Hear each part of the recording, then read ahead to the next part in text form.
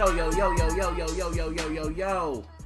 It's me, Busby. This is episode 24 of the iLLogical Sense podcast. Kobe! Huh? 24. Oh. Yeah, this is the last podcast of 2016.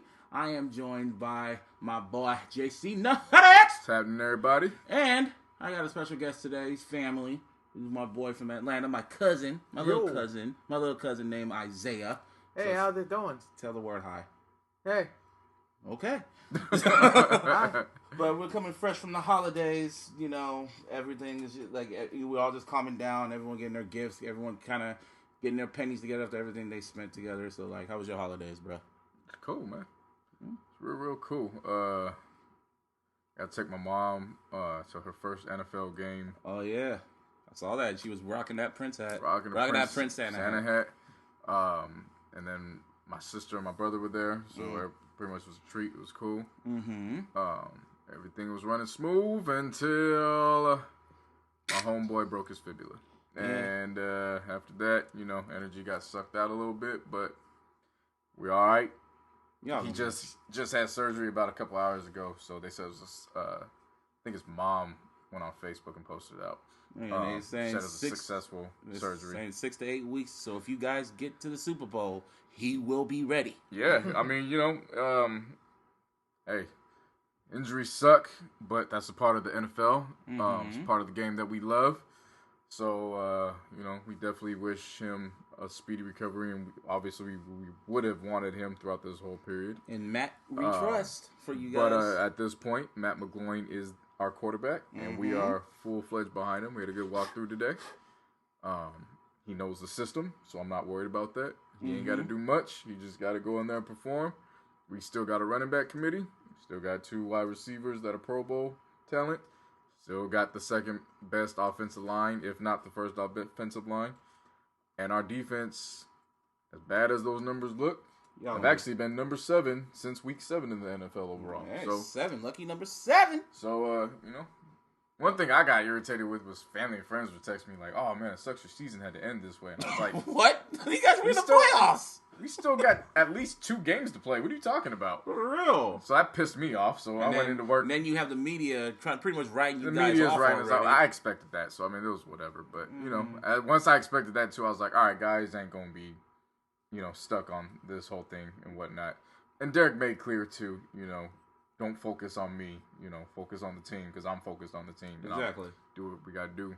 But yeah, he is projected 6 to 8 weeks for recovery. However, during that time frame, you know, should everything work out the way it should work out and we get to the Super Bowl, he actually might be ready. He might be ready. M.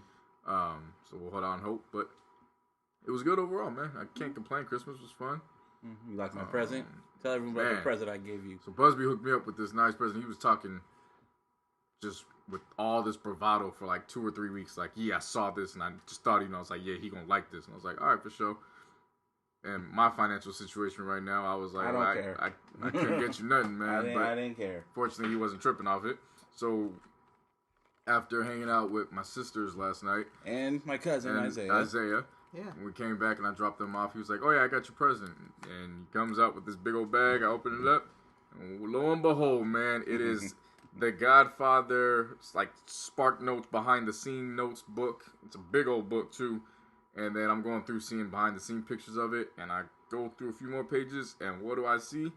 It's the actual screenplay with notes written from Mario Puzo and Francis Ford Coppola himself, and I was ecstatic. I was like, "Oh!"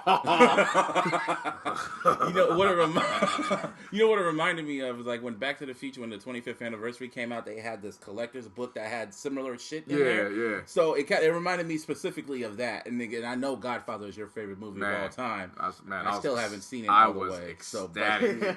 But when I saw that, I'm like, oh, I'm getting JC that. I was ecstatic. So that was good. What else? I saw you got your parents on Raider jersey, your grandparents on Raider jersey. Yeah, my grandma. Yeah, so you know, my grandma's she's still a big time Niners fan, but her favorite player is Crabtree. Oh, and so that's nice. So when he left and when he joined the team last year, she made it a point, and it, you know, had me go up and tell him, you know, it's a damn shame what my team did to my Krabby, but if there was one team I was glad you ended up on, it was the team. You told me that. Yeah, the team my grandson works for. So went up to him after the game and asked if he could sign the jersey for it, and he was like, yeah, no problem. And I did the same with Khalil. So shout out to both Crab and Khalil for hooking them up. And when my grandma opened it up, she just screamed out loud, "My Krabby!" That's what's up. He signed around the numbers, and she's bragging. She's like, "I'm about to take this to work and show it out in front of everybody." Ow! And so, yeah, so she liked her gift. And then I got hooked up with some money from my mom. Shout out to Coach Del Rio. He hooked you guys up real nice. Coach Del Rio, man, he hooked up all the staff with $100, man. It was out of nowhere. Like, it was a shock, but I wasn't shocked at the same time. Like, I just wasn't expecting it. Mm-hmm. But those are the best gifts, the ones you don't expect. Yeah, but it's Coach Del Rio, so, you know, I have nothing but the utmost to say about that, man. Yeah. So that was cool to get, and then my bosses got me some nice stuff, so it was just good overall Christmas, and I got my guys some things. Okay. Oh, yeah, there was another thing about Christmas. We'll get to that part later. Let me talk about my damn holiday. Are you sure? We'll save it for later. You sure I want to get to it now? Let's just get to it now, because then it'll finish my holiday. It's going to finish my holiday. I don't want to hear this right now. Well, too bad. You're going to. No, too bad you're going to hear this. So, I was laying back watching basketball. And, you know, Isaiah, you may not know, the Warriors became the first NBA team to blow a 3-1 series lead in the NBA Finals last summer. Mm-hmm. And they went out and grabbed Kevin Durant for this sole purpose of beating the Cavaliers. And they're playing basketball throughout. Kevin Durant's upset, playing like he blew a 3-1 lead to the Cleveland Cavaliers. And, you know, he's got something to prove. And they're up by, 14 points in the third or fourth quarter or something? No, dog. And they went crashing down after that, because they allowed the Cleveland Cavaliers to come back, and the Cavaliers not only won by 1 point, but it was Kyrie Irving who hit the jump shot again. And where was Steph Curry when this happened? He was on the bench. And why was he on the bench? Because he was a liability on defense, like we've all been saying. And then not only that, they get the final possession, and Kevin Durant falls to his knees. You know the refs admitted that they fucked up. I don't care what the refs admitted, because the refs didn't take away 14 points off a lead. So what's that got to do with anything? I don't know, bro. Tell me. I'm not a what's Warrior that do? fan. You know what? If you want to talk about the refs and be petty like that, let's talk about how Steph was able to get subbed out when there was no timeout. So that means that he got subbed out and wasn't even supposed to be on there. So if you want to talk about the refs on that end, let's talk about that. But anyways, let's continue. It was an exciting game, though. It was very exciting. Like that part, that one sequence when Durant dunked the ball, and then Kevin Love, like, fucking football that one sequence, you mean the sequence where LeBron scored first, and then they dished out the ball to KD and he dunked it, and then Kevin Love threw it right all the way back. And then I just saw that, I was just like, oh, LeBron's turn. And then the other one, when LeBron fell down, I was watching him the entire time. He fell down, he got up, was hustling. I was watching. I was like, is this about to happen again? And all of a sudden, as soon as the other dude got the ball, motherfucker just blocked the damn shot. I'm like, this dude's inhuman. And then he was just like, I was like, okay, he kind of is human. but he's still that for damn the good. Best quote-unquote offensive team the NBA has ever presented to us. How do you go your last two possessions and don't even get a shot off? What's up with that, man? I don't know, bro. I'm not a Warrior fan. Are you sure? I'm positive. So if you're not a Warriors fan, you won't mind me doing... Go ahead. Merry Christmas, Dumbs fans. And you make it make your holiday even better. Your Lakers won. The Lakers won, yes. So it was exciting. Merry Christmas. Great Merry Christmas. Christmas. It was very, very Christmas. And on top of that, Russell Westbrook, his team won. So maybe it wasn't all him. Maybe it was Kevin Durant, because, you know, Kevin Durant always disappears in the fourth quarter. Kevin Durant had 3 points in the fourth quarter. Kevin Durant, ever since the first episode, you've been on Kevin Durant's ass. Pause. Ever since the very first episode. I'm just saying that Kevin Durant is a handsome man. Maybe Isaiah, you know. Kevin Durant, handsome ass man, is a great player, but Kevin Durant is not who we all think. Who the Warriors fans think they are. Kevin Durant's a handsome man. He showed it again, because when crunch time came up and the lights were the brightest, he fell again. But Westbrook didn't. Westbrook's team actually won by 12. Okay. So, congratulations. Merry Christmas, Warriors fans. Merry Christmas. Anyway, so my holidays was cool. My cousin and aunt came from Atlanta. it was like a packed house, almost like Full House, and me and him was just chilling, watching Dave Chappelle stand-ups. What else did we watch? We watched Brown Sugar. Like, my aunt was just a big Brown Sugar fan. My mom can recite lines of dialogue. Wow. Yeah, she was just saying lines and over, and it was just like, wow, okay. And then we were watching. What else did we watch? We watched Kevin Hart's stand-up. My mom and aunt loved that shit. They were laughing their ass. Then we watched. There was some funny shit happened. We were like kind of going to see what we're gonna watch next. And I landed on Eddie Murphy's Delirious, and my mom was like, "Oh, nobody wants to watch it." It's like, "Oh, we don't want to watch that." Then my mom was like, "Who's we?" And everyone just was like, "We all want to watch it." I was like, "You know what? Just for that, we're watching this." Like, what? Who's we? And then we watched Donald Glover's stand up. And it was like a stand up like holiday. And Christmas, got some money, got some clothes, socks, got Madden. I don't know if I'm gonna play. Well, if I play as the Niners, I'm probably just gonna wish it was just Jed York. I'm probably just gonna create a player named Jed York. Say, if you play as the Niners in the game, you're playing with a handicap. So, like I was saying, Isaiah has a point. But then I guess my Niners. It was a good holiday because the Niners won, and for the first time, I don't know how to feel. So, aren't you excited? Everything's backwards. I don't know how to deal with a win. Yeah, I don't know how to deal with this. At least you're 2-0 against the fucking Rams. Yeah, that's like being 2-0 against the Cardinals back in the day. So it's like whatever. I was just like what, but also during the holidays, like before me and Isaiah went to go see Rogue One for the second time, and that kind of just leads into the Star Wars talk. Fucking Rogue One came out 2 weeks ago. Yeah, and I saw it 2 times. Awesome. Took my cousin to see it. You saw it, and what's y'all overall opinion about it? It was cool. It was a nice side story. Yeah, I was saying it was. I really liked how I said this, like, it's the most Star Wars I feel like has felt. Yeah. Like, when you hear Star Wars, you always think of like the Jedis and the mental and the... You think about the religion, stuff. But like this one is just straight up battle tactics. They're just... It's a war. Yeah. It's gritty. They're just like, hey, we need to get into the enemy station. We need to bypass all this stuff. And we all might die. Well, we will die. Yeah. But we're not in the next few movies, so... Well, we're not even in the whole saga. This is like a one-off. Yeah. So, but I liked it. I remember when I first heard that they were going to do this movie and the whole concept of them trying to get the plans for the Death Star, I was like, that's pretty creative. And is it there's going to be no Jedis? It's just going to be dark and gritty. And I'm going like, because I remember in Return of the Jedi that one chick saying many soldiers died trying to get this information. So I was like, oh, okay, this is going to be dope. Yeah. And when the movie was going on, it was cool, and you saw how gritty it was and shit like that. But you got to see the best person who had the best like moment throughout the whole movie was Mr. Anakin Skywalker, a.k.a. Darth Vader. He wasn't Anakin in that. No. Let me just do this. When I see Darth Vader, ever since I watched the saga, he's a bitch. Let's keep it low key. Little Anakin Skywalker was a bitch. I never looked at him any different after the first 3 movies. He was never really menacing to me after that. So in this one, they made Anakin a menace, not Anakin, Vader, pretty much a menace. He was the most menacing throughout the entire saga. And the best part of this movie was the last 5 minutes, because throughout the whole movie, you didn't see no lightsaber. You didn't hear no lightsaber. You kind of got one with the Force, kind of, but you didn't see no lightsaber. But when you went down that hallway, when the rebels, it was dark. You heard that asthma. You heard that asthma breathing. That lightsaber turned on, bro. I was like, oh, like throwing niggas around, slicing niggas. It was just literally amazing. I was like, holy shit, this is dope. Yep.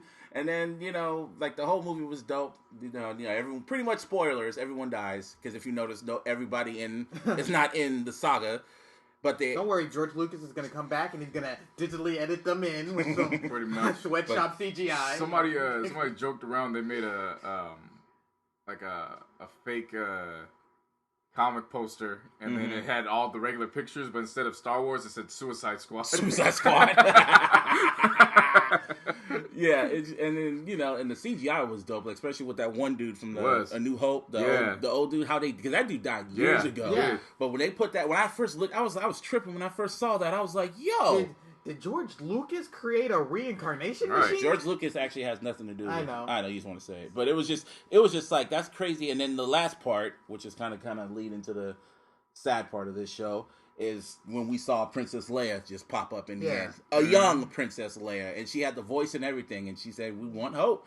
And spoilers, this shit led right into A New Hope. Yeah. So it was amazing. It was like the best Star. I saw this shit twice. I might go see it again. It's that damn good.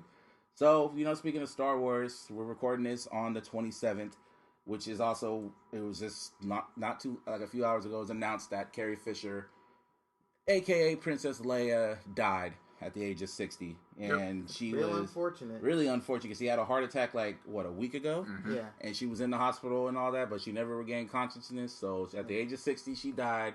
And she's been battling her whole life, because she was like a drug addict. She was bipolar. She had mental issues, but she was fighting her whole life. And, she was loved all around the world for her role and shit. And yeah, it's just sad. It was just death. It just came in threes. That's like the third death that happened in the past 3 days. Because on Christmas, George Michael died. And then just yesterday on the 26th, it was Ricky Harris. Comedian Ricky Harris that you've probably seen on Everybody Loves Chris. And you've heard on Mauricia. And you've heard on the fucking Snoop Dogg's albums and shit, Doggy Style. I'm like, it's crazy that the last time we heard him was on documentary too. Yep. That was the last time we heard him. Mr. W Boss. It's sad, man. When death happens, you never want to wish it on anybody. Mm-hmm. It's sad. One thing I will say, I'm tired of seeing, and I expressed that earlier, was when a celebrity passes away, all of a sudden it becomes, this is the worst year ever. And it's like, wait a minute. Because, in their years, it's like, because everybody died, Prince and all them niggas. People die every year. Yeah, true. Okay? People die every year. Mm-hmm. Many of whom you don't even know personally. I was going to say, it's the only thing you can count on. Exactly. Do that. Now, with that being said, again, is it sad? Of course it is. You don't want to wish death on nobody. On the flip side, never allow that to dictate what happens in your personal life and make it seem like, because this reason, this is the worst year. 2016 is the worst year ever. I saw somebody on social media write this, and I quote, 2016 is by far the worst year of my life. Rest in peace, Carrie Fisher, end quote. Mind you, 4 months ago, this man's girlfriend just gave birth to his firstborn. Healthy baby. I can't wait till, he's 7 or 8, and he was like, hey, how, he's like, how was it like when I died? I was born. It was like, yeah, that was the worst year of my life. Prince died, Carrie Fisher, Donald Trump. I got a raise for my job, but you were born. Yeah, But yeah, man, fuck that year. If I could erase any year from history, it would be the year you were born, son. Now, and I mean this. I get it. These are childhood heroes. Mm-hmm. These are iconic figures. I understand and I get it. Mm-hmm. But if your year and how well it went or how bad it went is predicated on what happens in a celebrity's life versus what happens in your personal life, you lost in the sauce. Yeah. That's all I gotta say about it. You lost in the sauce. Yeah. I was gonna say the only thing that really bummed me out about Carrie Fisher's passing is that Carrie Fisher, especially in recent years, has always been kind of open about how she kind of always wanted to beef up Leia's role a little bit. Mm-hmm. And we finally got the opportunity with these new Star Wars movies. And, she even started getting more of an active role in the new one. And, now I just know it's going to be, next Star Wars. And it's like, oh, man, Leia passed away between movies. Yeah. And you're just going to be like, oh, okay. Oh, yeah. I think they finished it. No, they didn't. They haven't filmed it yet. Oh, wow. They're filming Rogue One. I thought they started it. They're about to start it, and I don't know what Leia's role is going to be. We don't need to, And it also makes me realize that they're probably going to have to rewrite huge chunks of the new one. Well, she wasn't really in a huge chunk of Force Awakens. So. Yeah, but I feel like they were trying to kind of give her a bigger part. Otherwise, they would have killed her off anyway because they killed off Han Solo. They were probably going to kill her off anyway. Well, if they want to go really extreme, and I know it's too soon for certain fans because they want to mourn. You might want to skip this part. If they really want to go all out, they have Kylo Ren do her in. He already did his father in. What's the difference at this point? Yeah. Make him the ultimate. Make him the man that his grandfather couldn't be. Makes sense. Yeah. You see what I'm saying? His granddad couldn't be a bitch. That's all I'm saying. I was gonna say that's the difference between Kylo Ren and Anakin. Yeah, Kylo Ren is going from bitch to badass. Yeah, and Anakin had it in him, and he just was became a bitch. Yeah. No. So I mean, that's all I'm coming from. And plus, I was in a space where I was too far exposed to even join the wave of, oh my God, this is so sad what happened with George Michael. Because when George Michael passed, the first thought that came to my mind was Boy George. And then the second thing that came to mind, I was like, oh, you mean the guy that's saying take these broken wings? And then at that point, I was like, I'm just completely lost. I can't even join this wave. Like, well, at least you were honest with it. But see, I've never been one to fake the funk for social media and likes. Like, there's people who passed this year. I had no idea who they were. Like who? I had no connect. I can't tell you because I don't know who they are. I was gonna say one of the only people I know like that you wouldn't know that passed this year is Martin Croker. And if you watch lots of Adult Swim, you might recognize him because he's the guy who voiced Space Ghost. Not Space Ghost, but Zorak. Yeah. And if you remember Aqua Teen Hunger Force, he voiced Dr. Weird. And he passed. Wow. Yeah. Wow. Yeah, that guy passed, and he was like a head writer on a bunch of those shows. He did a bunch of those voices, and he's been around since the beginning. Yeah. And he just passed away, and that's so sad. Yeah, definitely. Yeah. Peace, well, that's 26. You know, just deaths. You gotta enjoy your life, death man. is part of life, man. Yeah, but you gotta enjoy it and live it up. Enjoy your family, people while they're here. Exactly. That's all. So that's pretty much all. But see what else has been going on. So now the year's wrapped up. All the album lists came out. Yep. Everything's pretty much came out from now. And fucking yeah, so all the albums are out, and you made a list that you sent me and Ivana, and it was like top 50 albums of 2016. And then a lot went down in between that time. Yeah, a lot went down, and it's just like, man, let's just do a top 20. And then I didn't really have time to rank them all because, you know, holidays and work. More went down in between and more went down, so it's kind of like we could just go down the list, because on the very first episode, we had a list of like the best albums so far. So now that the year is over, where do we stand? So you want to go? Well, who was it? It's my show. I'll go first. I would say Isaiah, but Isaiah doesn't listen to hip hop. Am I right? See? Yep. There you go. Just to let you know, Isaiah's he just graduated art school, so he's like drawing some nice stuff right now. So yeah, don't be modest. Just letting you know. Black excellence around here. Black excellence, nickel. So yeah. So if we could just like reminisce about these albums. So at the top tier, let's start at the top. So this is how we were able to, base these in tiers. We did 3 tiers. Tier number 3 was really for, I don't want to call them low level, but it was, some names that were either under the radar or, just some names that were kind of the affiliates of bigger artists or, the artists on the label of another artist type. Mm-hmm. That's how we did tier 3. Tier 2 was those well-known names. Mm-hmm. Either they're still coming up, or they've already hit their peak and they're coming down, or they're in that in-between phase of careers. And, but their names are out. You know them by name. Yeah.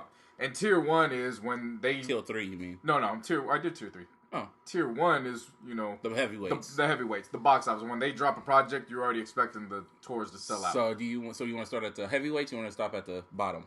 We can start to the bottom. And now we're here? Yeah. There you go. Got a whole team fucking here. So, with the top team. Okay, first things first. Jameson. Had a good, decent album. It is. And it's bullshit that it didn't get nominated for another Grammy. He has not gotten nominated for a Grammy. Every year, it was a good album, man. It was decent. It wasn't better But it wasn't than like Blue the album. last one. It wasn't Blue Album. Blue Album, that was just a tragedy how it didn't get nominated.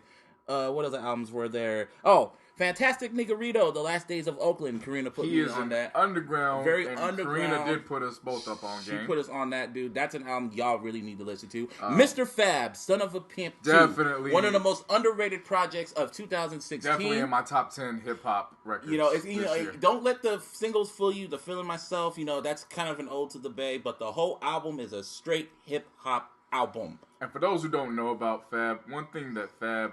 Oh, yeah. Let me plug my review that's on the Rap Fest. Oh, yeah. Son of a Pimp 2 review. Really good. This boy helped me edit it. It's a good review, too. So. And one of the things about Fab that's really, I feel that's humbling and that's really cool. is that he's put enough work in behind the scenes where all of his features on his album he did not pay for.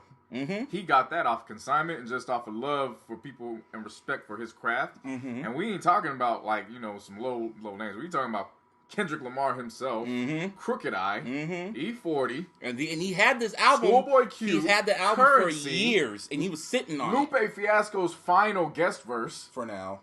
No, he, as far as Lupe says, he's done. So he's just dropping stuff just to get it out in 2017. True. Lupe's done. He said that was the final guest verse he's ever done. True. So he has that. He had the E40s. Tech Nine. Tech Nine. Too Short, Snoop Dogg. B.O.B. B.O.B. Like, these are some big names, man. Like I haven't listened to the album in a while, but it is a really, really good album. You can play it from top to end still. Oh, yeah, you can.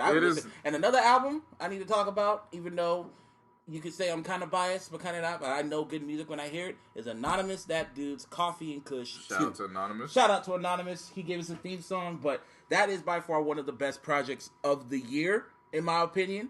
If he was on tour, if you go online, go on Apple Music, it's out there. It's a really, really good album from top to bottom. He really showed out on that, so that was one of the best projects of the year. There's another one I really liked, which was K-Tandra, which was 99.9%. K-Tandra? It's like this, I guess the best way to describe it is electronic, but it's got a lot of elements from a whole plethora of areas, and it is a dope project from top to beginning. Like, okay, it's a really, really good one. I like. Oh, you had Awaken My Love on the top 3, man. Well, that was technically he was tier 3 because he doesn't get radio play. Yeah, but still, it can't be there. It has to be up. We got to talk about when we start really doing. That's not a part of the ranking. That was just a part of the tier because he qualified under that. Yeah, but we'll talk about that one later. Yeah. Fucking what was it? What, Dave East? That was cool. That was cool. That was a good album. Design. Did you listen to Designer's album ever? Yeah. You know, here's the funny thing about Designer project. I put that. I was driving around in San Francisco, and you told me that. Put that and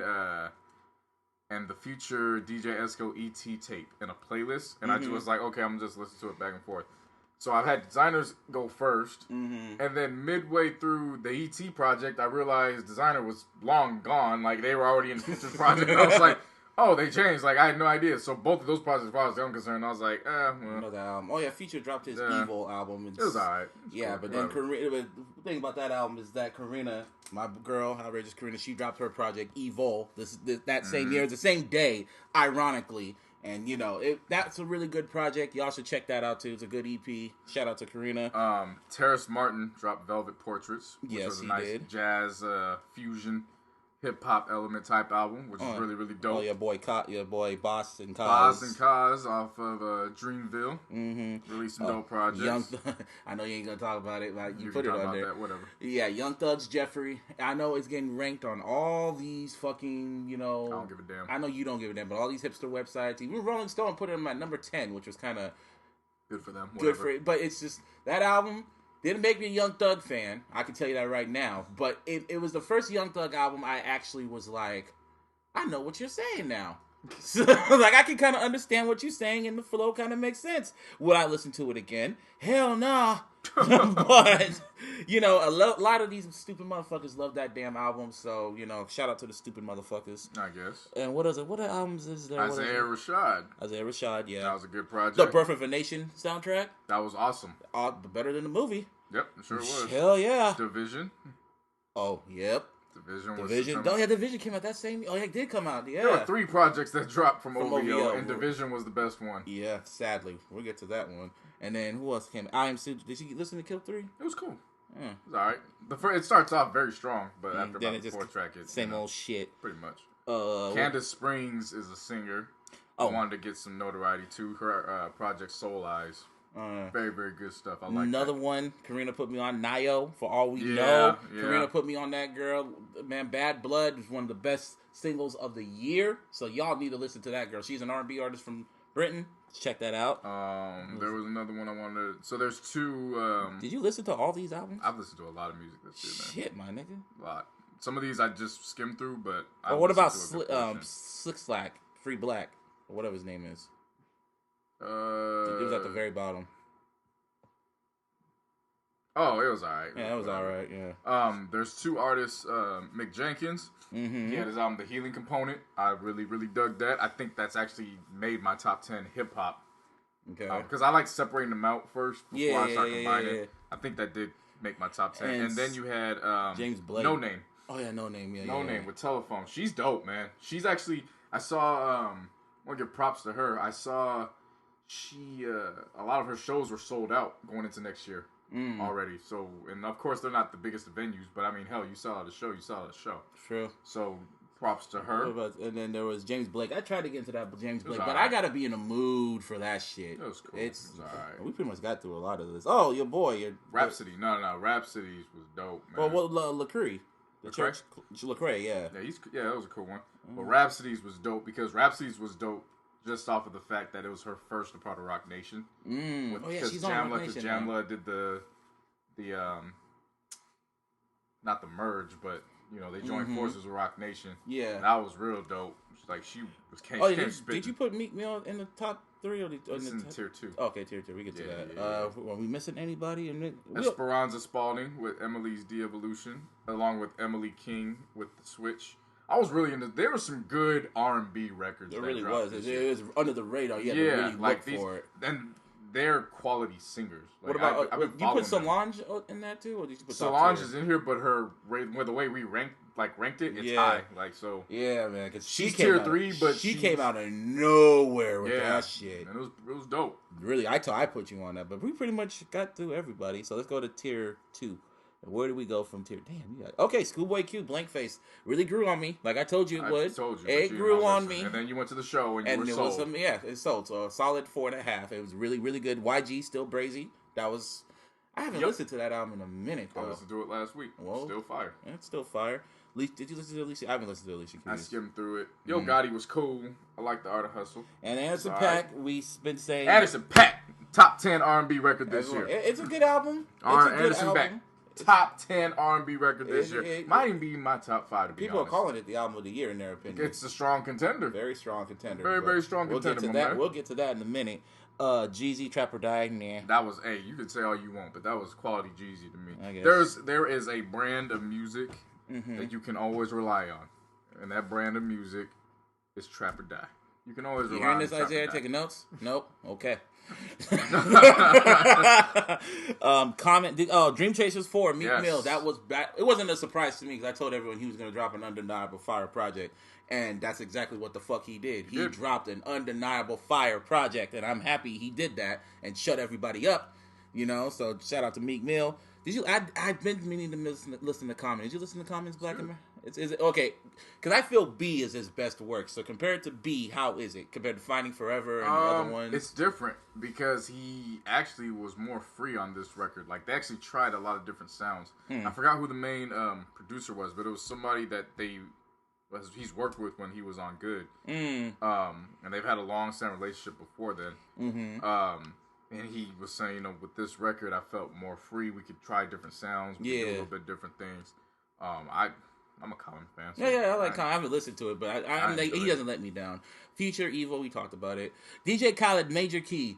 That's good. The first 5 tracks. First five tracks is it's the highest of high. And then after that, it's just... Yeah, it's alright. It's alright. Whatever. And I didn't listen to I have not listened to Bobby Tarantino. Was cool. It was a nice little project that he dropped. Maxwell, Black Summer's Night. Another quality. That got nominated for a Grammy. Ray Shrimmer, Shrimp Life 2. It was a step down for me for Shrimp Life. Even though Black Beatles. But they are a product that you can buy into and you can trust. Exactly. And of course, like you just said, Black Beatles is probably one of the... I mean, even my mom is asking me about that damn song. She even heard it. She heard it so many times. Who is those Look, man, the Mannequin Challenge took off, but I didn't expect it to take off to the point where Paul McCartney actually got it and joined the challenge. It's the internet, my nigga. Look, it'll be dead in like... No, it's dead. It's dead now. Yeah. But the fact that it even got to Paul McCartney so he can dead it afterwards was amazing. Yeah, that let you know they made it. Yeah. And then, what was the next album? Tinashe. Travis Scott. I wasn't going with Travis Scott. No, I was looking at Tinashe. That was Night Ride. That's what you had. That was alright. It's forgettable. That's why I wanted to go right past it. Did you listen to Kid Cudi's? Yeah. Okay, yeah. Travis Scott, Birds in the Trap, Sing McKnight. It's one of the best projects of the year. I can't wait till he goes on tour. This one, for me, it was a more cohesive project compared to Rodeo. But I didn't get that standout track off of that. Yeah, I get you. Because on Rodeo, he was just smacking you. And there were a few standout tracks in addition to what the hell's the night show? Bring up the window. You know what you're talking about. Yeah, I forgot the damn name of the song, but there was like he had standout tracks. This one it flowed better, and it was a good project. It was just I wouldn't put it above Rodeo. Yeah, but it was good. It was really good, and like you said, like I told you earlier, it was the trap version of 808s and Harper. Yeah, that's pretty much what it was. He was probably talking to Rihanna or somebody on that. So whatever.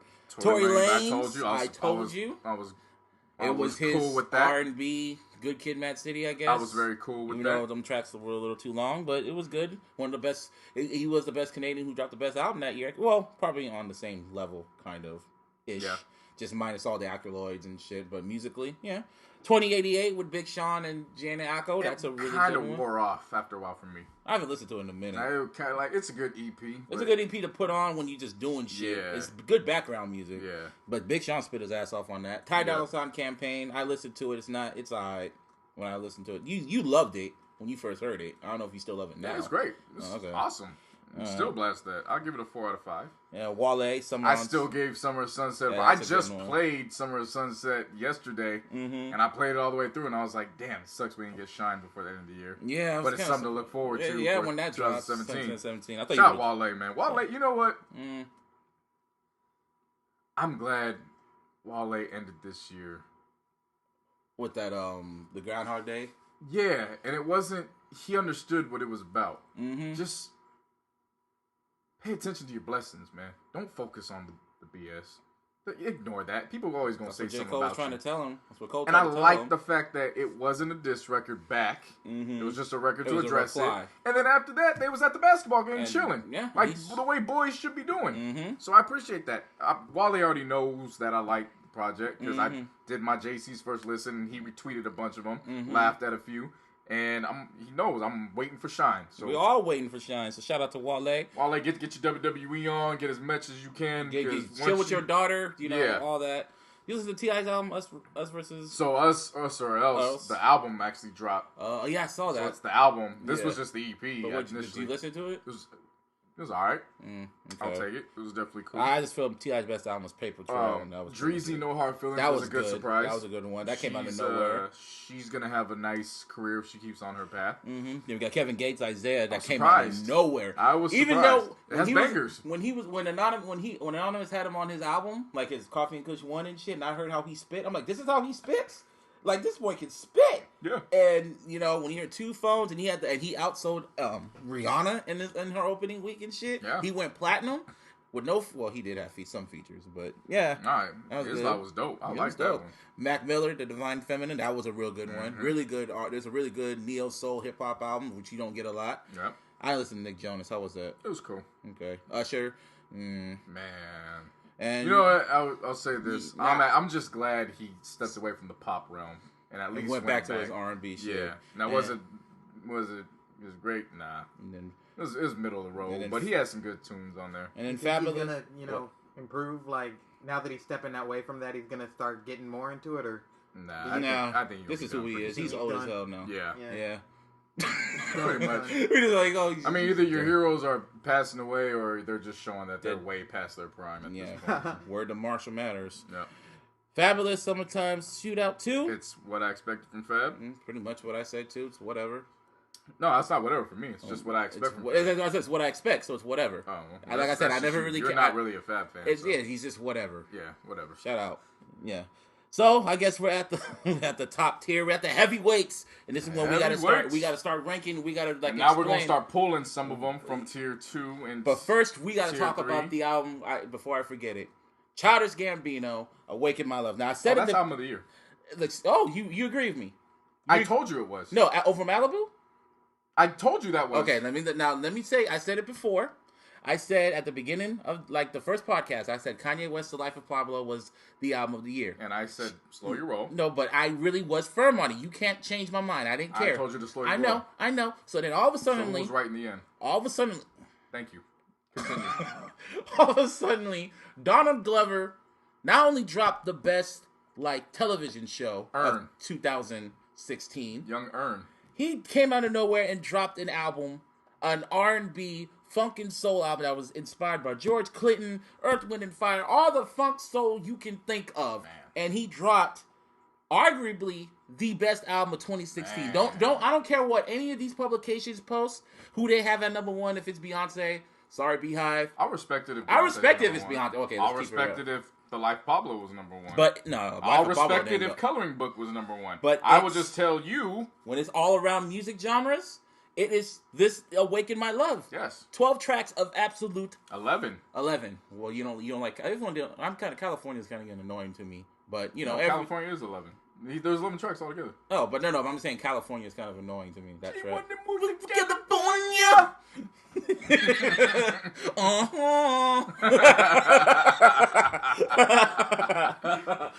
Yeah, like at first I kind of liked the song, then it was like, but the track of the year is Redbone. Man, come on, man. No matter where when I listen to the album, every time I get to that track, I just rewind it for like an hour. Yeah, because it's that damn good. Yeah, that's that good. That's timeless music. That's that grown folks. Somebody music. said it perfectly on Twitter. They said, "This gonna be the record that 15 years from now, my kid's gonna wake up irritated that I'm in the kitchen cleaning too." Yeah, that's the shit that Marvin be listening to. Yeah, So let's just climb. Beat your mama guts and then cook up some eggs, this and that in the morning, so you all the way irritated from the time you. And then the other album, I guess you could say it's 1B, because Childish is 1A. You could say this one's 1B. Is Bruno Mars, 24K Magic, because that shit.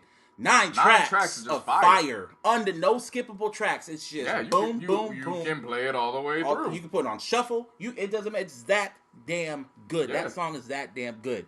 And then if we could keep going, we could just say Untitled Unmastered. Kendrick Lamar came out of nowhere after. I wouldn't rank it because it's just an EP we continued tracks. To me, it's a compilation, just. But it was still one of the best. It's fire. Don't get me wrong, but I can't. For me to rank these, it's got to be either original content or it's got to be posthumous. But this shit is just like almost you could say it's like side B of To Pimp a Butterfly, in a way. I think you could say it's the. I wouldn't say side B as much as I would say maybe deleted scenes. I don't say deleted scenes, just shit that he was working on. He had ideas and concepts and never went back to them. Yeah, so I mean, from that aspect, what he was working on sounded cool. I can't put it in I'm not gonna rank it. But at the same time, fact that it's better. At the same time, for me, it's a 4 out of 5 project. Oh yeah, the fact that it was better than a lot of these projects that came out. This year, and it was just leftovers. Yeah. And if he wanted to, if they would have mastered it and he really would have pushed it, he probably would have got nominated and he probably would have won. Yeah, but we're gonna get to that later. Frank Ocean dropped not one album, two albums, one a visual album and one. Pissed me off about that was everybody was whole crying and complaining about it. Oh, he's been gone, and then he drops these and everybody got silent. Of course they did, but which one did you prefer, Blonde or Endless? I've been listening to Endless a lot more. People don't like Endless, but for whatever reason, I've been listening to Endless a lot. I haven't listened to Blonde in a minute. I tried listening to it last night and then I passed out. So that kind of tells you something. Endless resonated with me a little bit more, but Blonde was probably the better one overall. True. And then who else dropped? Chance the Rapper, Coloring. I was gonna go to Weekend next. I was gonna build up to Chance, build up to it. Sure. So Weekend, Starboy, 1 year after Beauty Behind the Madness, that dude dropped fire. Yep. Did. He dropped fire out of nowhere. Really good album. Really, really good. And then we got Anti from Rihanna. I haven't listened to it in a minute. I have not listened to that since January. I haven't listened to it since January. Nah. And people say it's a better album, but I was like, I don't hear y'all. The only tracks y'all play on there is Needed Me. Y'all don't play nothing else. Needed Me and Work. Y'all don't play no other tracks from that damn album. Don't they play? Didn't you have that song Sex With Me or something? Yeah, but they play that on the radio all the time. Oh, but the main two tracks I hear the most is Needed Me and Work. Oh, yeah. So it's kind of like y'all say it's better than Lemonade, but Beyonce has a whole plethora of records. I was gonna say I got burnt out on Work by the third time I heard it. Wag, wag, wag, wag, wag. You mean the chorus or the whole damn song? The whole damn song. I was just like, well, that's all I need to hear of this for the rest of my life. Pretty much, man. So if we keep building up, J. Cole dropped For Your Eyes Only. I'm still up. It dropped like a few weeks ago. It's an important record for hip hop this year. I don't know necessarily what I would rank it. I think I put a 4 out of 5 last time we were talking about Red and Red and Lamar. I'm kind of still. It has to grow on me. That's how J. Cole is. This album, because that's just like 2014. It had to grow on me. This one, it has to probably give me a full year. I gotta listen to it. So we talked about everybody. Views. No. Did you Views. leave that last No. Did you We're leave gonna that last build to on views. purpose? We're gonna build to views Because we this have a is the lot to last talk one about. on the No, list. No, then we got Chance the Rapper, The Coloring Book, and Beyonce and Kanye. We're gonna talk about the good stuff, and then we're gonna go to the most disappointing album of 2016. Yeah, so you did save it for last on purpose. Hell yeah! Hell yeah! Oh hell yeah! If you want me to mud stop this Some some bitch's terrible album that he dropped this year, give me give a it a hell yeah! Say hell yeah! Hell yeah! Oh hell yeah! But let's get first. Chance the you want to start at Beyonce, ladies first, or Kanye or Chance? What do you want to start? I will first? just say my top 5. No. When we start talking about Beyonce, Kanye, and Chance, who do you want to talk about first? Well, you can't really talk about Chance without Kanye, Because they both coincide with each other. so let's just go into Chance. Well, Chance, Coloring Book, that's pretty much almost. Some people want to say that's like good ass job, kind of, because it was a free project. Absolutely free. He got a lot of, appeal for it. Like a lot of critical acclaim. One of the best projects of the year. He got nominated for best rap album. Love I just the don't like gospel influence on it. Oh yeah. It was. Not only was it relatable, but it's something you actually tried to aspire if you are a musician going for that kind of direction. It's actually something you wanted to aspire to incorporate within your musical direction. Yes. I noticed after this drop, there was a little bit more lenience towards that in certain records. So, hey man. Coloring Book has my favorite song of the year. Which one? Blessings Part 2. Oh, the reprise? Yeah. Yeah, of course. Yeah. Of course. Yeah, that whole album is dope. I like the mixtape. That was one I actually understood what was it Lil Lottie is on that one? Or Uzi? Yachty. I actually understood his verse. Same with Young Thug. And then the Justin Bieber song. Yeah, the whole album is just Juke dope. Joint. Juke Joint, yeah. And they were calling this his mixtape, and they're saying his debut album is dropping next year. And I'm like, what? But this was, I don't know whatever. Right. Fuck this. Yep. It's an album. He's going to get nominated for a Grammy. He might win it. But, shout out to Chance. So that kind of leads into The Life of Pablo. Which Chance killed with one of the best verses Ultralight on the Beams. project. I won't be surprised if Kanye jacked that from Coloring I Book. wouldn't be surprised either.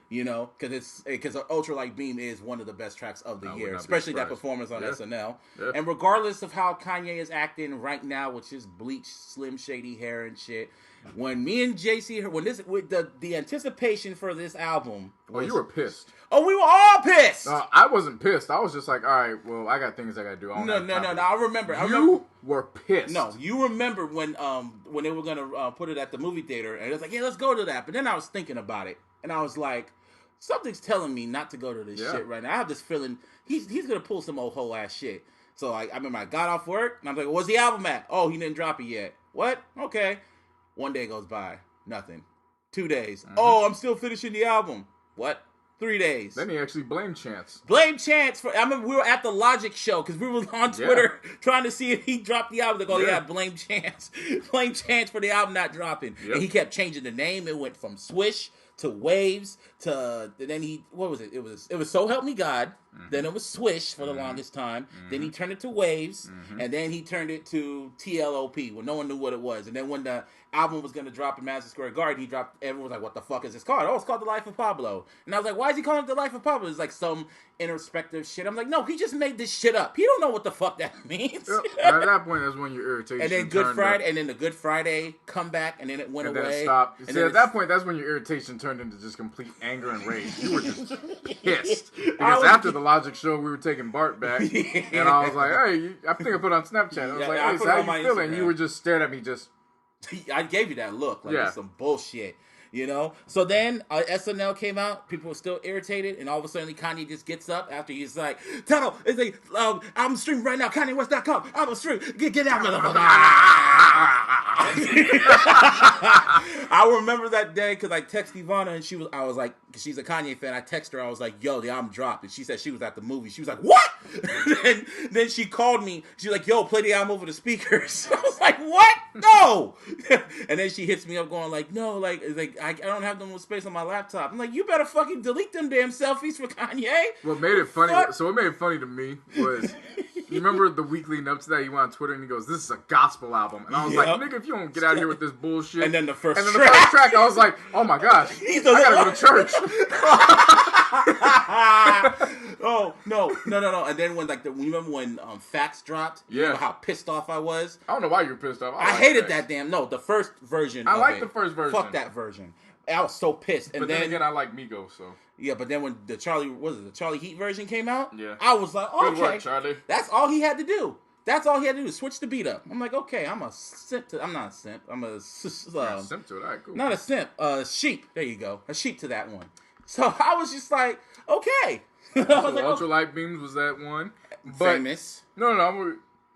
Father Stretch My Hands Part 1 became my favorite track to use for trolling all damn year. But I remember when I had my headphones and that song came on and you heard, if young Metro don't trust you, it was like Kane just came in, just went, boom, beautiful morning. And I was like, And it was just like, and then, what else? And then I trolled the hell out of Warriors fans with that damn song. That was but hilarious. then it was also when we got introduced to Designer, because everyone thought that was Future. Shit, I thought that was Future until you looked at liner notes and who the fuck is Designer? Yeah. I got broads in Atlanta. Even the Future didn't know. I recorded this? Yeah. The hell I do this? Yeah, I do this. But the first listen experience of The Life of Pablo, I was like, this is the most amazing project of 2016. Like, Kanye's not let me down. He still has not let me down. I still love that project. But but it's one of those songs, if you keep listening to it over and over again, like, the shit kind of just goes away, And, Well, of course, when you have great lyricism, like, if you fuck this model and she just bleached her asshole, and I just bleached my t-shirt, will I feel like an asshole? Well, you saw everyone chanted that shit at the concert. Even you did. You know you did. And then when you get to the point where, he's like, I don't even want to talk about it. I don't want to talk about it. I don't even say nothing. I want to wake up with you. It's like, okay. Yeah. All right, let's get back to the damn hook. All right. But the album, the whole album, I don't know. I still don't know where to rank this on Kanye's work. It's still easy for me. I know. I can't rank them of Kanye's projects still to this day.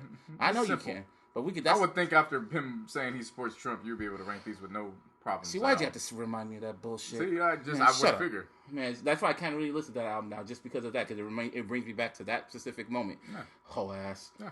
Anyway. I'm going to say this. I can't even take Kanye West seriously when he's doing shit like that, because part of me thinks, like, I don't really even think he really supports Trump. I just think, like, what's the last thing people expect me to say? Yeah, so, he's probably got a point there. He's trolling. Yeah, he's just, like, fucking with people, because Kanye West loves attention. Oh, boy. Oh, yes, he does. Like, there's no one on earth who loves attention more than Kanye West. Look who he's married to. And so he's going to just keep doing and saying the shit that is going to give him the next most attention. Because, guess what? Even negative attention is still attention. All press is good press. Yeah. Just ask Trump. Yeah, that's exactly why I think he does shit like that. Like, what is the last shit that people are going to expect me to do? I said I didn't vote. And not only did I didn't vote, I would have voted for Donald Trump. Fine. How you take that, huh? You like that, huh? Like that, huh? Yeah, hate me. Hate me. Let's see. Shut up. Shut up. I bet you right after he said that, he went to his computer and started looking like, now let's see how much I'm trending. Yep. I mean, if you look at it the whole year, he was pretty much trolling the whole year. We went at Wiz Khalifa. Oh, my God. Amber Rose. Oh, my. He was like, he was on Twitter more times than I've ever seen him on. It was just, and then people were talking about his mental case, and sometimes I'll just be looking at him like, this nigga's just lazy. This is not lazy. He's just bored. Yep. But still, like, he just discovered, oh, this is what I could do on Twitter. I don't have to at nobody. This is going to make news no matter what I do. Yep. But it was just funny when Wiz said that shit and Kanye just like, oh, you don't think I'm gonna don't think because I'm from Chicago I won't be out petty somebody or some shit, and he just went on and on. First of all, 37 points or something like first of all, second of all, third of fifth, eighth of all, nobody 37th of all. I was like, oh, all right. And he's like, oh yeah, I am. It's like your son is my son or some shit like that. I own your son. I own your son. Yeah. Like, I was gonna say if anyone's gonna win a petty off, it's gonna be Kanye West. You can't out petty that guy. And then that got the attention of Amber, and then she started saying he likes thumbs in his ass. And then he comes back, hey, I don't like that shit. Hey, don't talk about that shit. Hey. Remember that gag order I signed you to? Yeah, shut your ass up. Hey, that's not your move. But that's why I kind of wanted The Life of Pablo at number one, because the controversies surrounding it. Oh yeah, then he fucking remastered the album 20,000 times. Hey, this is the first person to turn his album into software. For real. And he didn't put it up for sale. He said, "Oh yeah, I'm never ever gonna put my music on Apple, and it's gonna be nothing but Tidal." And then, a month or two later, it's on Apple. It's on everywhere. Yeah. There's no physical copies, which I kind of hate about. I got almost all Kanye's work, but it's like whatever. But The Life of Pablo. You can love it, you can hate it, but at the end of the day, got your attention. It is Kanye fucking West. Yep. So then, that builds us to Mrs. Carter. Yep. Mrs. Beyonce Knowles Carter dropped her album out of nowhere. It wasn't out of nowhere. She gave everyone a week notice. She just dropped a commercial on HBO and it just said, you just saw Beyonce's face with her little braids, blonde braids, and it just said Lemonade. No one knew what the fuck it meant. It was just going to be a short film. And we're like, okay. So then we start watching the film, and it's all artsy and shit. And then the way she keeps talking about it, she's talking about she's breaking up with Jay-Z, like Jay-Z cheated and shit. And it's like, hold up, what the fuck? It got your attention. And then the album dropped, and then all of a sudden you kind of just realize you got finessed. Marketing geniuses. But the album itself isn't one of her best work. It's cool. It's a hell of a lot better than 4. Well, a lot of shit's better than 4. Well, actually, that wasn't her last album. The last album was Beyonce, her self-titled. You think it was better than self-titled? Self-titled had hits. It had its moments. It had its moments. 4 had Love on Top. Come on, you can't hate on Love on Top. That's a toe tapper. Yeah, that's pretty much it. That's one song. And then Who Runs the World, Girls and shit. Yeah, B-Day's still her best work. Yeah, B-Day is her best work, period. And right next to Dangerously in Love, in my opinion. Right behind it. But Lemonade, people call that the best album of the year. She's going head to head, going 1-on-1 with Adele at the Grammys. 1-on-1 with the white one. With the white one. And she's nominated. And the whole album, Lemonade, it is what it is. But we didn't mention this, but Solange, some arguably said, had a very popular drink. Yeah, very popular. Solange had a better. Some people say that Solange had a better album than her big sister. Some people might say her little sister might have influenced Beyonce. So hey. I mean, we kick ass in an elevator, I guess. Hey, elevator gate. So that we talk about all the best albums. So let's talk about the most disappointing album of 2016. It's also the most highest selling album of 2016. It was the most highly anticipated album of 2016. And that title for the most disappointing album of 2016, the iLLogical Sense podcast presents the most disappointing album of 2016. And that album, 6 upside down, it's a 9 now. That album goes to Aubrey Drake Graham. 7 upside down. It's an L now. It is Views, formerly from the 6. Yep. That album where should we start with this? Where should we start with this? I went into it.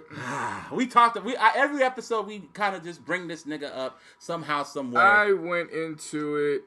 No, can we talk about the build-up? Because we talked about the Kanye build-up. We got to talk about the build-up for this shit. Well, this is what I'm getting into. I went into it pissed off. I really did. Because I was so pissed off with the publications at how they hyped it. I'm like, you're just going to make me hate this damn album. It wasn't just the publication. It was the fans on Twitter.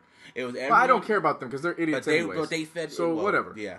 It was the publications. Like, I was fed the fuck up when Complex dropped the article and said, this is a classic just based off the track list. And I was like, what? The hell are you talking about, a track list? So I could go look at a damn bottle of wine and be like, oh, this is the best wine because of the ingredients. Because of the bottle. Huh? What the fuck are you talking about? But it wasn't just that, because this whole year, I became known as Twitter as the Drake hater. Yeah. I was known as the Drake because I was very highly critical of him, because this whole year, everyone was looking at Drake with the biggest side eye after Meek Mill revealed that he had ghostwriters. And he was just getting away with a whole lot of shit. And I'm starting to see through this bullshit, and I'm calling it out. I'm calling it out every other day, especially when the album was about to come out. Mm-hmm. I was really calling this shit out. And I was telling people, this album better be a classic like you guys say it is. It better be. Mm-hmm. It better be really good. Yep. So, the album came, dropped, and it was like Batman versus Superman. Actually, that's actually a great analogy. Yeah, it was like Batman versus Superman. It was it came and went. Okay. It came and went. I mean, it sold a lot of copies. Same with Batman vs. Superman. It made a lot of money. We knew, but see, this is the thing. That's why you can't. I don't like when people bring up, well, it's sold. It's like, well, yeah, he had a big machine behind him. He had Apple Music. He had Apple Music pushing it, and Apple don't take no L's. This album was supposed to be his blueprint. If like the whole shit, everyone kept telling him that Kendrick is better, all these other artists are better than you. This album everybody was built it up. Okay, he's gonna be rapping, and I was like, because he dropped 2 albums before that. The fucking If You're Reading This Is Too Late, and then What a Time to Be Alive, which is trash. It has a few hitters. I'm gonna tell you this: Drake brought the value of What a Time to Be Alive down. Yeah, it was because he was clearly riding Future's wave for the second time. Because the first time it didn't work for him, so he ditched him. Mm-hmm. And if you remember, Future had like a 2 or 3 year stint where he had to get himself out. Mm-hmm. He wasn't helping him from Tony Montana all the way to Dope. Yeah. So he brought that value down. Because when I say I dislike that, they're like, "Oh, you're just a Future hater." I'm like, first of all, I'm not saying that because of Future. Future's been dropping great projects. It's just all of a sudden when Drake he got bringing hot, his value down. Exactly. He didn't have, and he made it in 6 days and shit like that. But that just built the anticipation for views. It's like, okay, so you dropped this fire project, you dropped this other project, so now it's kind of like this needs to be your coup de grace. This needs to be your magnum opus. I mean, that's what I expected. That's what we all did. But here's what I expected too. I didn't want him being rappity rap. I don't buy him as a rappity rapper. And when he tried rapping, that's when we found out he had ghostwriters. Yeah, and so whenever like, oh, he's gonna out rap Kendrick, he's gonna do this, he's gonna do that, and then J. Cole doesn't stand a chance on him. He's gonna show exactly why he's the best rapper right now. And I was like, I don't want that from him. I want him to sing. Like I actually like R&B Drake. I like In My Feelings Drake. That's when he's at his best. So pretty much we're building up. The album finally came out. It finally dropped. And we listened to it, and it was just Drake. It was same old Drake. It was mediocre to me. It was the same old. It wasn't better than Take Care. Don't get me wrong. It was I enjoyed my first listen. Yeah, but same here. It was like I listened to it and I was like, yeah, this isn't anywhere close to a classic. After that, we called each other and we're going like it wasn't even I told you so. It was just like this is what I expected from you. This is exactly what we. And then everyone was just like. Even the publications were just like, I don't know, because Complex dropped that article. Okay, Views isn't the classic, but that's okay. But it's Toronto. It's the album it's the album Toronto deserves. Yeah, and I was like, that was quick. Fuck out of here.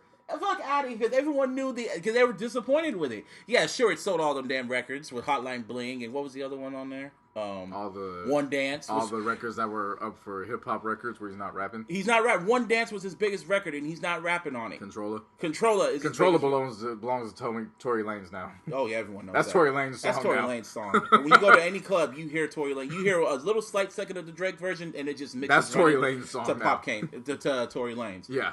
But that whole album, is just I rarely ever listen to it, and it has tracks. It has decent tracks on there. But I've said this on the airwaves before. When I have a hard time going to sleep, you listen to Views. Me is who do I listen to if I go to sleep? Maybe J. Cole. Damn. Anyway, so you listen to Born Sinner? Nah, actually I listen to Friday Night Lights. Oh, it's a good album. It's a good album. Don't get me wrong. But Views, it's just like it's a good album. It's mediocre. You know what it is, man? It's just fuck. This is what it is.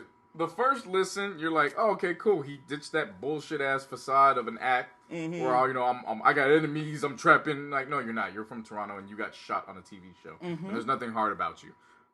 So you listen to that from that aspect. He got back to his R&B roots. You're like, all right, cool. I can deal with this.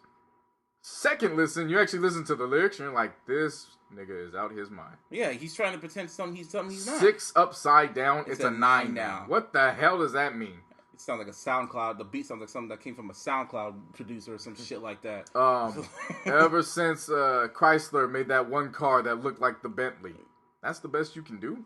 Nigga, the whole album just dragged on. Why you hit me at cheesecake? You know I like that's just like male chauvinist. Yeah, Child's Play. It was like what the. I mean, I like the hook. Like whoa, and the videos were stupid. Can we talk about the video? Can we talk about what was that video? I ain't watched. I told you what it was. You had me watch it, but I didn't want to. And we didn't watch it. I just described it to you. You never watched it. Yeah, I did. I watched it here before we went on air. We didn't watch it all the way, did we? No, but you wasted my time that I still haven't gotten back yet. Are you talking about the short film? Yeah. Oh wow. Remember Obi Bryan when he was talking stupid? No, that was Child's Play. Yeah, that's But I'm talking about the other one.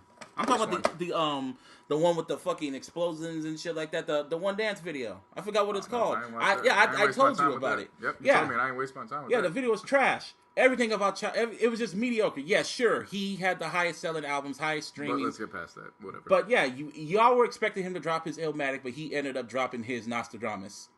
So that's why he wants to drop this new album or new playlist next year. I forgot about that shit. As soon as I brought that up, I hella forgot about that. You notice he pushed that back when J. Cole said he pushed it back when all these other people came out. So yeah, when that playlist drops, he wants to make up for just know views. When that playlist drops or album, mixtape, whatever the fuck it is. Just know to go back and compare it with the albums that dropped around that time because that's when he was supposed to drop. And honestly, like what's it called? Like views or whatever, he might get a Grammy for One Dance. He might get not for One Dance, but for Hotline Bling because they snubbed him last year. Let's be real. Even though he fucked up on that, he might get a Grammy. Even though for best rap song, Hotline Bling's a rap song.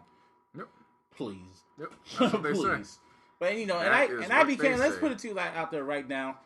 I was known as the Drake hater. Again, I'm going to say it once. I'm going to say it again. I was never a Drake hater. I was just highly critical. You should have ran with it. No, but I was highly critical of him. You just should have ran with it. Why should I just run with it? Hey, if they're going to call you, you might as well be that. I should. I should just become the heel for that, huh? You might as well, man. You never know where it could take you. True. But at the same time, I'm highly critical of him. I mean, like I said, I like R&B Drake. Here. I think Simp Drake is cool. And you should stay that way. Yeah, but when you start talking about I got enemies, you got a lot of enemies. No, because he made a lot of enemies. You made a lot of enemies. You don't have enemies because you were selling dope. You made a lot of enemies because you were stealing songs. Exactly. Stealing lines, stealing rap, stealing all. You're still probably doing that right now. So, yeah, at this point, I remember I read on DJ Booth, they predicted that views, this was going to be Drake peak. This is going to be Drake at his peakest level. This is him at his peak. He's going to sell all the records. He's going to win the Grammys. And after that, that's when he's just going to go... Yep. So after this album, my predictions for 2017, like since we talked about this, we should do our predictions for 2017 when it comes to music. So my prediction for 2017 when it comes to Drake, I feel he's gonna win a few Grammys for his album. He's gonna win a few Grammys. He's gonna be on his features, but he's gonna he's gonna probably disappear. In an ideal world, I predict he's gonna fall back and he's gonna get into movies. He's gonna go back to the acting lane. He's gonna get a role that suits him. Yep. And he background character number 26. Yeah, probably. Yeah, probably. Something like that. Something like that. And he's gonna go back into movies and shit.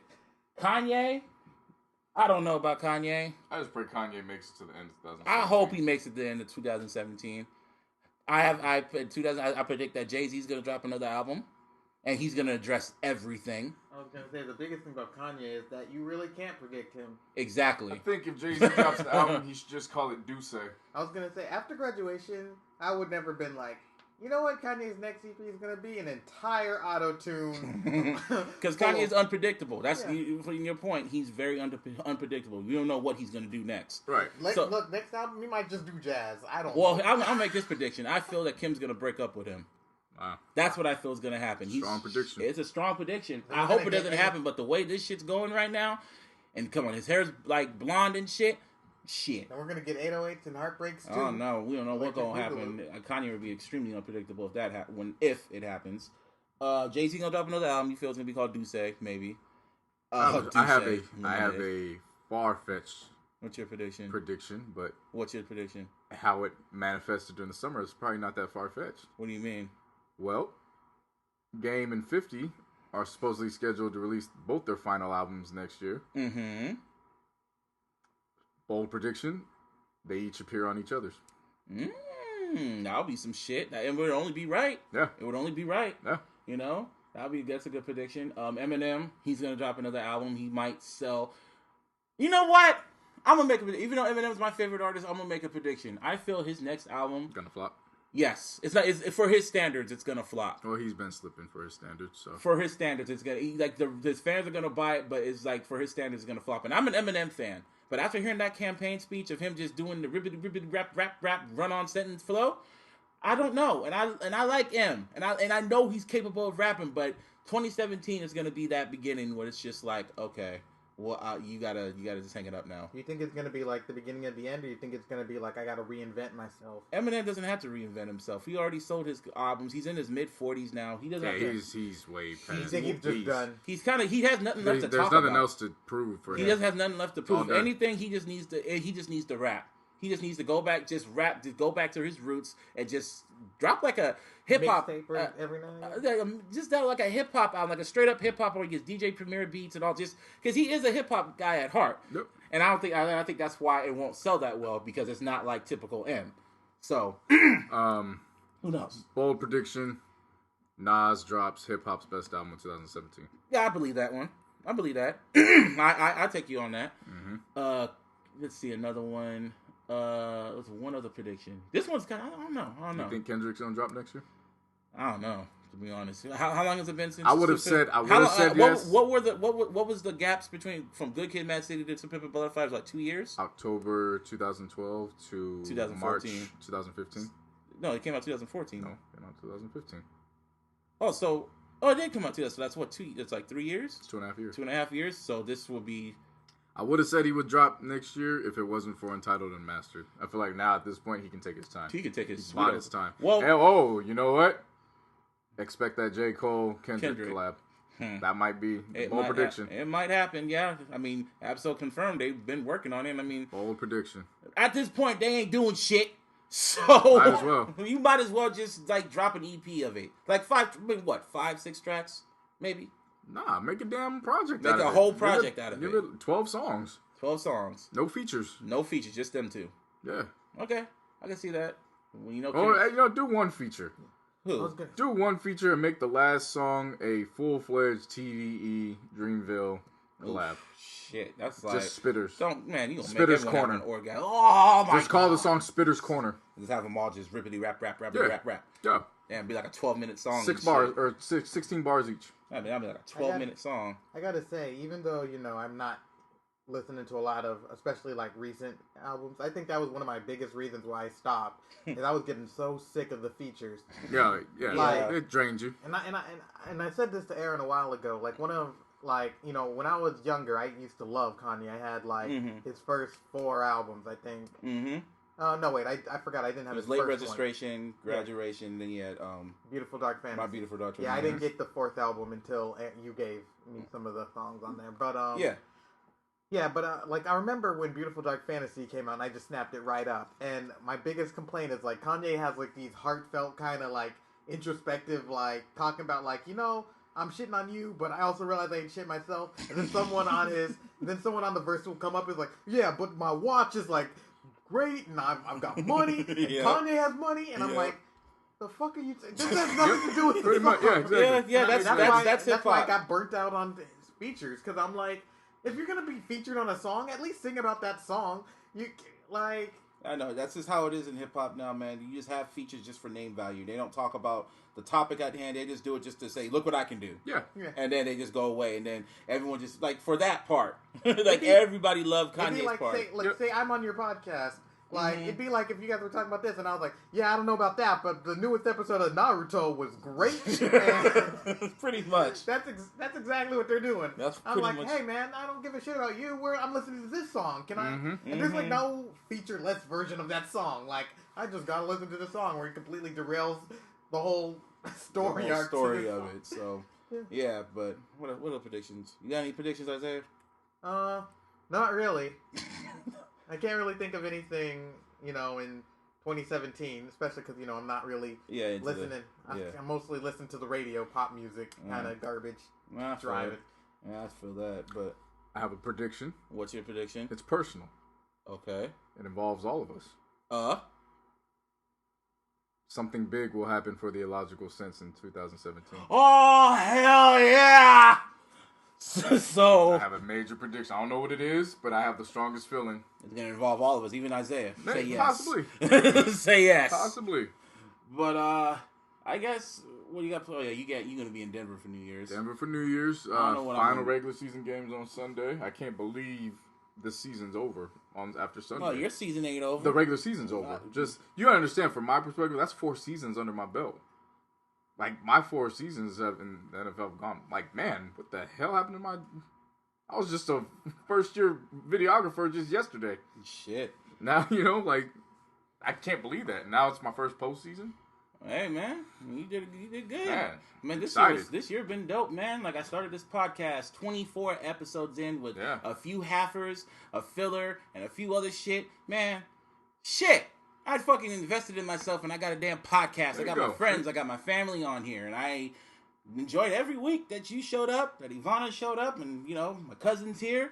And so it's like, shit. I hope next year we get 30 more of them motherfuckers. Yeah. In a studio. Yeah. That's another prediction. We're going to be this shit in the studio weekly. Hey, that's going to be a prediction. I don't know when. It might be in another city. It might be another state. But I can tell you right now, the Logical Sense podcast is going to be bigger. Let us do it. Hey, man, I'm coming in agreement with that. Man. Hell yeah. You know how that goes. We got to get Austin on the show next year. That'll be some shit. Can we tell that story now since it's the last episode? It's the last episode of the year. Yes, we're going to talk about this. We got to change the name, but we got to talk about this specific story. So, when I used to work at this publication called Go There magazine, I was just kind of, working, doing my shit, and I get a phone call from somebody, the person that's running it. A connection. Let's put it like, let's call that person Connection. Connection tried... Connection. The Connection called me. The Connect. He called me. And he was like, yeah, Busby, I'm in LA right now. Yeah, man. Yeah, I got a question for you, Busby. And I was like, well, what's good? You ever heard of somebody named Stone Cold? Steve Austin? I was like, Steve Austin? He's like, yeah, man, I was going to an argument with this bitch right now, and she was all like, yeah, man, I'm going to get my husband on you. His name's Stone Cold. And like, you ain't going to get no motherfucker on me. I'm a grown-ass man. I'm like, do you know who the fuck Stone Cold Steve Austin is, bro? Like, dude, he'll whoop your ass. I said it just like that. Oh, no one's gonna beat my ass. I'm a nigga. This dude's from Texas, my nigga. Like, dude, I have the WWE Network. I played in the office, like, every day. And it's specifically his matches. And you watched his matches. He might be old, but he'll whoop your ass. Like, I was being dead, like, dude, I'm being dead honest with you. He'll whoop your ass. Oh, man, I got guns and shit, nigga. I was like, do you know this nigga's from Texas? He stays strapped. so he gets off the phone with me. Like, yeah, I'll call you back later. Click. So I was like, all right. And then Connect calls you. Yeah, and he goes, hey, man, you ever heard of Stone Cold? And I go, Steve Austin? He goes, oh, you heard of him too? And I go, yeah, that's a bad man. He'll whoop anybody's ass, man. The biggest wrestler of all time, my nigga. Oh, yeah, I just got into a fight with his wife or something like that. But, I just want to make sure, was everything, because I'm Connection, you know what I'm saying? And, I does this, but I'm about to swing something by her or whatever, see if we could work it out. It's like, yeah, I would definitely do that, You don't want no problems with the rattlesnake. You feel me? Hell yeah. So then he calls me back like 5 minutes, 10 minutes later, like, yeah, man, I just squashed it with her, she gave me movies, she offered some wrestling tickets and and then he told you, what did he tell you? Nobody watches wrestling but my blogger. Oh yeah, she I guess reached out and gave him tickets, and then he was like, wrestling tickets? Only person I know that still watches wrestling is my blogger. Referring to me. Yeah. And then I went to WrestleMania like months later. And then it was sold out. Shit was sold out to the fucking rafters in Levi Stadium. Yep. Fuck Jed York. So that's episode 24 of the iLLogical Sense podcast, the last podcast of the year. Happy New Year. Thank you, everybody that's listened to this episode. Close out 2016. Plug your little podcast. Hey, guys, I don't know how much crossover there's going to be, but if you want to hear more of my voice and my dumb jokes, you can listen to my Toonami podcast down at toonami.libsyn.com. Podnami, at libsyn.com.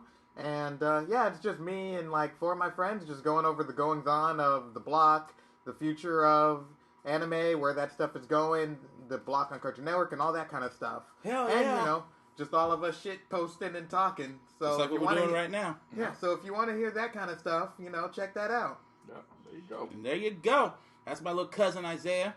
And this is the last podcast of 2016. It was a good, I think. 2016, man. 2016 for me was fun. I enjoyed 2016. I grew as a man. I was gonna say, there's so many people who said, "Oh man, this is the worst year." Yeah, and I'm like, man, I have had way worse years. Yeah, same here. Yeah, I was gonna say, I would say 2008 was by far my worst year, and I still have some upside. I think 2009 was my worst. 2000. Man, fuck 2009. My 8th grade, worst year of my life, 2002, 3, yeah.